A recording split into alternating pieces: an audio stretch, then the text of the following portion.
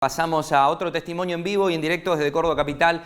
La gentileza del ministro de Educación de la provincia, Walter Graubach, de recibirnos y darnos unos minutos. Buenos días, Walter, en una jornada importante, con anuncios que han sido dados en los últimos días y que esperarán refrendarse el próximo viernes en la reunión del Consejo Federal, seguramente. ¿Qué tal? Buen día, gracias por comunicarse. Es así, el viernes tenemos Consejo Federal de Ministros y entre los diversos temas que vamos a abordar están, las evaluaciones, las calificaciones, cómo se van a realizar y los primeros enfoques de cómo vamos a regresar a las aulas, qué vamos a hacer con el calendario escolar que se ha visto alterado y tratar de producir el menor perjuicio posible a nuestros estudiantes para que en un país que ya se ve bastante trastornado y que vamos a estar en dificultades más serias que las que teníamos antes de la pandemia, por lo menos la educación siga siendo una constructora de futuro. Ministro, se hablaba la semana pasada de que no va a haber evaluaciones de concepto ni de números, sí una evaluación formativa. ¿A qué hacía referencia el ministro de Nación con este tema? Que no es un momento para calificar, porque, mire, la escuela, nosotros siempre hablamos del efecto de escuela.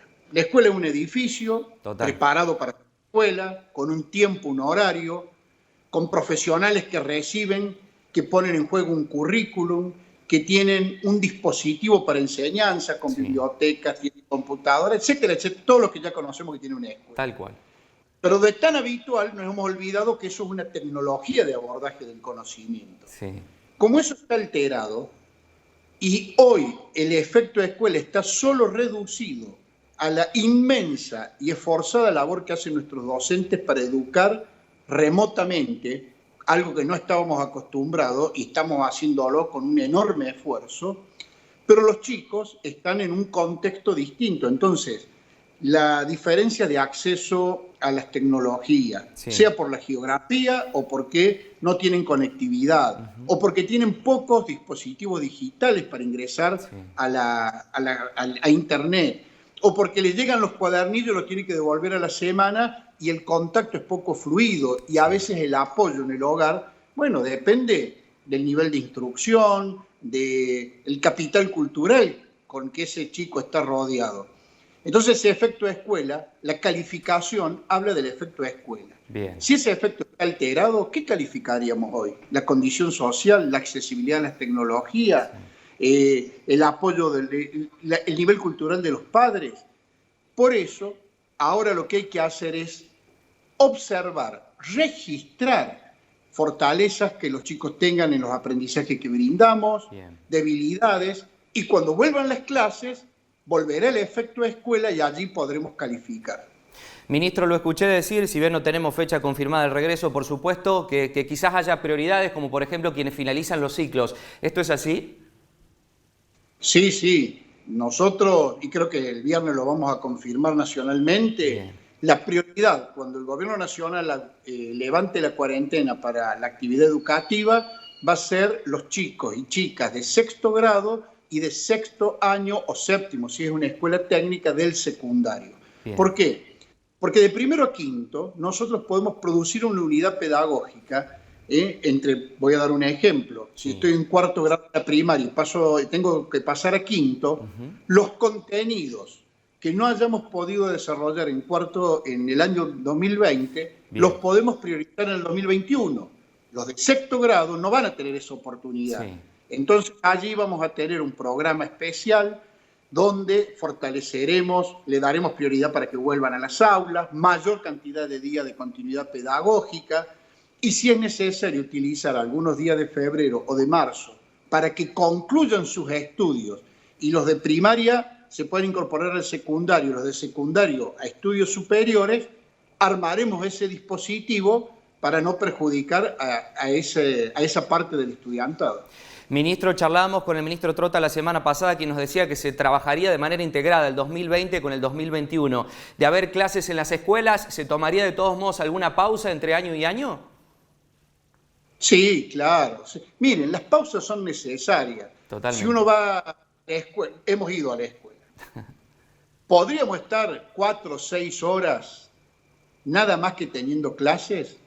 No, hace falta una pausa. ¿Por qué? Porque durante esa jornada uno necesita distraerse, recuperar energía. ¿Para qué? Para volver a concentrarse y volver a hacer un esfuerzo. Sí.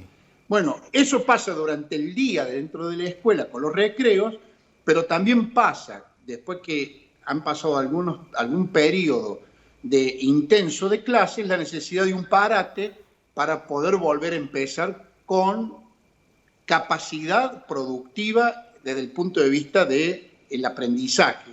Bien. Entonces, lo que reorganicemos va a ser reorganizado con la racionalidad de respetar las pausas, los descansos, para que puedan producir mejor enseñanza y mejor aprendizaje los alumnos.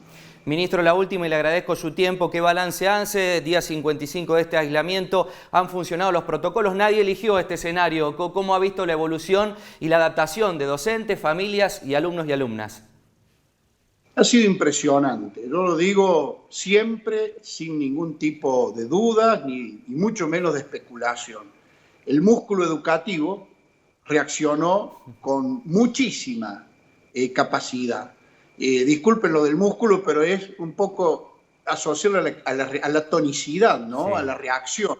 Sí. Ni bien se declaró la cuarentena, todos los docentes buscaron un modo de mantener contacto pedagógico con sus alumnos.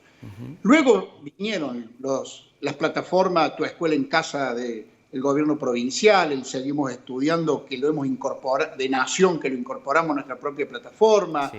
Vinieron, cada cual fue buscando qué es lo que le servía, pero la primera fase, que es sostener el contacto y la continuidad, ha sido lograda, y eso no solo ha sido mérito de la responsabilidad docente, sino también de un esfuerzo, porque nosotros estamos acostumbrados a dar clases de otro modo. Sí, totalmente. Estamos aprendiendo, y eso es un esfuerzo, a dar clases en forma remota. Así que mi balance es positivo, y ahora vamos a avanzar en mejor organización, porque cuando vuelvan las clases presenciales, como va a ser gradual, bien, seguro que vamos a tener que mantener lo virtual más lo presencial. Una combinación. Exacto. Hay muchas propuestas que son muy interesantes, pero hay que hacerlo más calmo, organizado, que alivie y que dé más dinamismo al trabajo, no que sea una sobrecarga que resulte odiosa cumplirla. Tiene que ser algo que nos sirva a los docentes y que les sirva a los alumnos. Ministro, le agradecemos muchísimo. Éxitos el próximo viernes en la referenda de este convenio. Esperaremos las novedades para el fin de semana. Gracias a usted, ha sido un gusto, y ya tenemos este medio establecido para otra comunicación. Perfecto, muchas gracias. El ministro de Educación de la provincia de Córdoba, Walter Graubach, en una jornada en la que lo ha tenido por todos los medios, porque el próximo viernes, como bien lo decíamos, se va a refrendar este acuerdo en el cual vamos a conocer muchas definiciones, si bien seguramente no tengamos un tiempo de regreso a clases, pero sí un regreso gradual, la posibilidad de la extensión en los meses de verano, la posibilidad de una interrupción, un descanso necesario. Lo mismo había considerado el ministro Trota hace 2 semanas atrás, e inclusive algunos conceptos que habíamos repasado con la licenciada Liliana González, entendiendo una situación que será un aprendizaje diferente, pero ha sido muy importante tener un mano a mano con el ministro para aclarar muchos puntos y muchos títulos que vamos a repasar y vamos a reiterar porque han sido muy importantes.